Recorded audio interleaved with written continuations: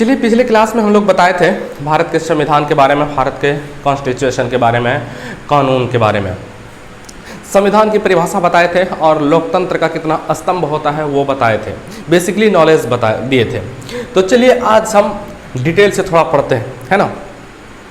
मान लिया जाए भारत का जो संविधान है, भारत का जो कॉन्स्टिट्यूशन है, इंडिया का जो कॉन्स्टिट्यूशन है, भारत का जो संविधान है ना, भारत का जो संविधान है उसमें 22 भाग है बताए थे, और उसमें 395 अनुच्छेद है वो बताए थे, और 8 अनुसूचियां हैं वर्तमान में वो बताए थे। अब जरा देखिए 22 भाग जो है और 395 अनुच्छेद जो है और 8 अनुसूचियां जो है, उसमें मतलब आप किस तरह से रह सकते हैं, किस तरह से काम कर सकते हैं, घर कैसे बना सकते हैं, किस मतलब पूरे देश में कहीं पर आप अपना ज़मीन खरीद करके अपना घर बना सकते हैं, ये सारा कानून, ये सारा संविधान आपको इजाज़त दिया है, आपको अनुमति दिया है, आपको परमिशन दिया है, आप कर सकते हैं। चलिए आइए देखते हैं।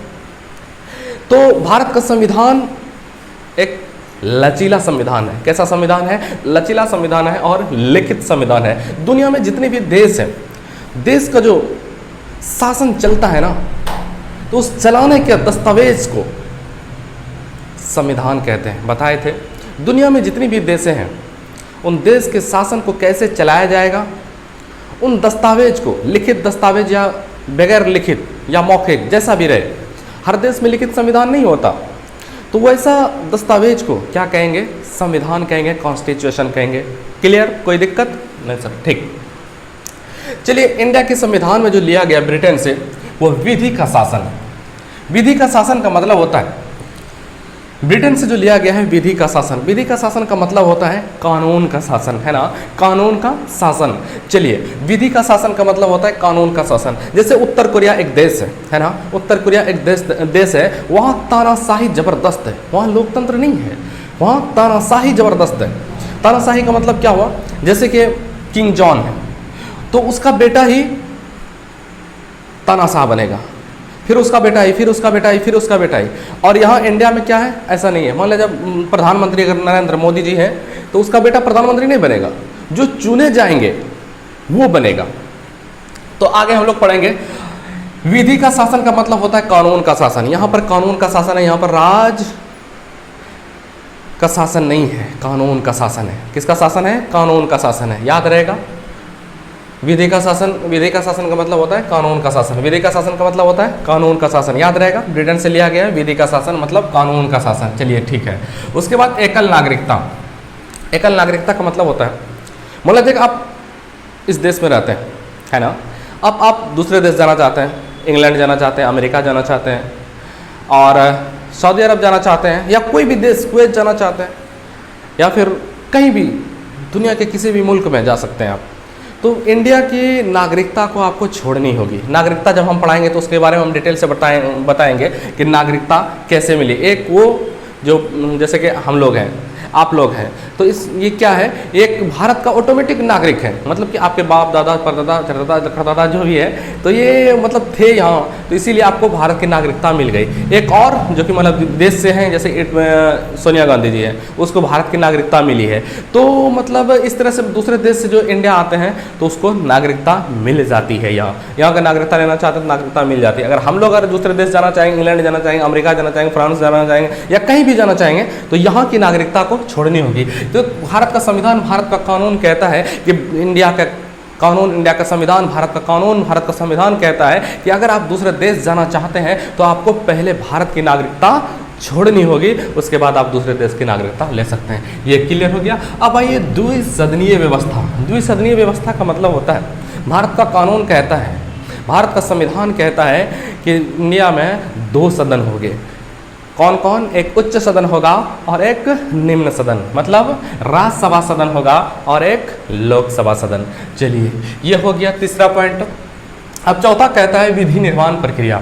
विधि निर्माण प्रक्रिया का मतलब होता है, जैसे कोई कानून बनेगा, ठीक है। जैसे कोई कानून बनेगा, उस कानून बनने की प्रक्रिया क्या होगी, ये एक विधि निर्माण प्रक्रिया कहलाती है। जैसे कोई कानून बनेगा, जैसे एनआरसी है, सीएए है, ये सारा जो कानून बना था इसके लिए एक प्रक्रिया होती है। जैसे 3 तलाक का बिल आया, वो एक प्रक्रिया के तहत आता है। या फिर किसान का जो कानून बना, जो भी इंडिया में कानून बनेगा तो वो एक प्रक्रिया के तहत बनेगा, ऐसे नहीं जो मन हुआ लागू कर दिया, ऐसे नहीं होता है। तो एक प्रक्रिया के तहत जो कानून बनता है वो कहलाता है विधि निर्माण प्रक्रिया, याद रहेगा। अब आता है सर्वाधिक मतों के आधार पर चुनाव जीत का निर्णय। सर्वाधिक मतों के आधार पर चुनाव जीत का निर्णय का मतलब होता है, जैसे मान लीजिए नरेंद्र मोदी जी है, ठीक है। अब ये किसी जगह से चुनाव लड़े, बनारस से लड़े या कहीं से भी लड़े, तो वहाँ सबसे ज़्यादा जो वोटिंग होगी, जितना जनता वोट करेगा, जो सबसे ज़्यादा वोट करेगा वो उसी की जीत होगी। तो ये चीज़ें कहाँ से ली गई है, ये ब्रिटेन से ली गई है। तो ब्रिटेन से क्या क्या लिया गया है, याद रहेगा। पहला विधि का शासन बताए जो समझा दिए, उसके बाद एकल नागरिकता ये समझ गए, उसके बाद द्विसदनीय व्यवस्था ये समझ गए, उसके बाद विधि निर्माण प्रक्रिया ये समझ गए। विधि निर्माण प्रक्रिया किसको कहेंगे, उसके बाद सर्वाधिक मतों के आधार पर चुनाव जीत का निर्णय। ये 5 पॉइंट आपको याद रखना है जो ब्रिटेन से लिया गया। अब आइए जरा देखते हैं अमेरिका से क्या क्या लिया गया है। देखिए, हम भारत के लोग, भारत को एक संपूर्ण प्रभुत्व संपन्न, ये जो भारत का प्रस्तावना है, कोई भी सरकार आए प्रस्तावना को चेंज नहीं कर सकता, याद रखिएगा। सब कुछ नियम को चेंज कर सकता है लेकिन प्रस्तावना को चेंज नहीं कर सकता है। ये चाहे किसी की भी सरकार रहे, किसी का भी बहुमत रहे, उससे कोई फर्क नहीं पड़ता। सब कुछ चेंज किया जा सकता है लेकिन प्रस्तावना चेंज नहीं किया जा सकता है। तो ये हम भारत के लोग, ये भारत नहीं रहेगा उस समय, ये हम भारत के लोग, प्रस्तावना में जो लिखा हुआ है, पढ़े होंगे आप, हम भारत के लोग, भारत को एक संपूर्ण प्रभुत्व संपन्न, ये जो पूरा प्रस्तावना है, ये प्रस्तावना का ये जो वर्ड है, हम भारत के लोग, ये इतना सा वर्ड कहाँ से लिया गया है, अमेरिका के संविधान से लिया गया है। चलिए ठीक है। उसके बाद दूसरा पॉइंट है मूल अधिकार। चलिए, मेन पॉइंट है मूल अधिकार।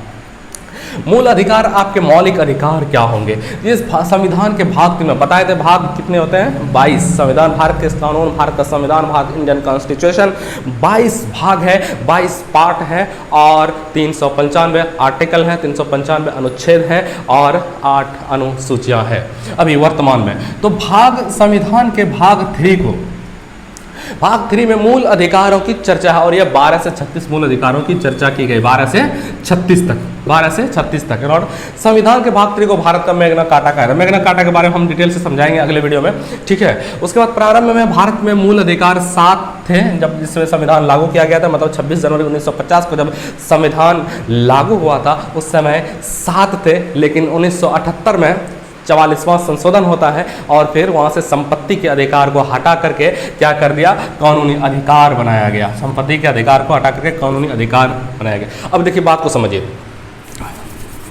संपत्ति का अधिकार मतलब मान लीजिए कि इस जगह से रोड बनी है ना, रोड जा रही है रोड, उसके बाद बीच में किसी का ज़मीन पड़ गया, 5-6 आदमी हाईकोर्ट में केस कर दिया, भाई अब तो हम जमीन देंगे ही नहीं, चाहे कुछ भी हो जाए, रोड ऐसे ऐसे ऐसे ऐसे करके बनाइए। तो ये उसका अधिकार है या फिर कोर्ट चला गया, वह व्यक्ति जिस आदमी का ज़मीन था वो आदमी चला गया कोर्ट। अब कोर्ट जब चला गया तो कोर्ट कहता है, ये तो कानून कहता है, कोर्ट कानून को फॉलो करता है, कोर्ट संविधान को फॉलो करता है, कोर्ट कानून को फॉलो करता है, कोर्ट आदमी नहीं देखता कि क्या है, लेकिन कोर्ट जो कानून में लिखा है, जो संविधान में लिखा है वो फॉलो करेगा। तो फिर कानून में लिखा है कि ये उसका मतलब कि उसका मौलिक अधिकार है, मौलिक अधिकार है, उसका ज़मीन मौलिक अधिकार है, ये तो फिर हम इसमें कुछ नहीं कर सकते। इस प्रकार से वो फिर रोड बनेगा ही नहीं। तो क्या किया, 44वां संशोधन 1978 में जब लागू हुआ ना, तो क्या किया, वहाँ कानूनी अधिकार, संपत्ति का अधिकार को हटा करके क्या कर दिया, कानूनी अधिकार बना दिया। संपत्ति को हटा करके क्या किया, कानून का अधिकार बना दिया। अब 6 मौलिक अधिकार है। पहले समानता का अधिकार। देखिए, एक बार एक पति पत्नी जो है ना कहीं जा रहे थे घूमने के लिए, तो ऐसे में क्या हुआ कि पत्नी कहती है पति से, रास्ते में एक गधा मिला, तो पत्नी कहती है पति से, देखो जी तुम्हारा रिश्तेदार है, प्रणाम करो। तो पति भी बड़ा चालाक था, कह रहे ससुर जी नमस्ते। तो चलिए, ये अब मूल अधिकार जो है ना, मूल अधिकार 6 है। पहला समानता का अधिकार, दूसरा स्वतंत्रता का अधिकार, तीसरा शोषण के विरुद्ध अधिकार, चौथा धार्मिक स्वतंत्रता का अधिकार, पांचवा संस्कृति शिक्षा संबंधी अधिकार, छठा संवैधानिक उपचारों का अधिकार। इसका स्क्रीन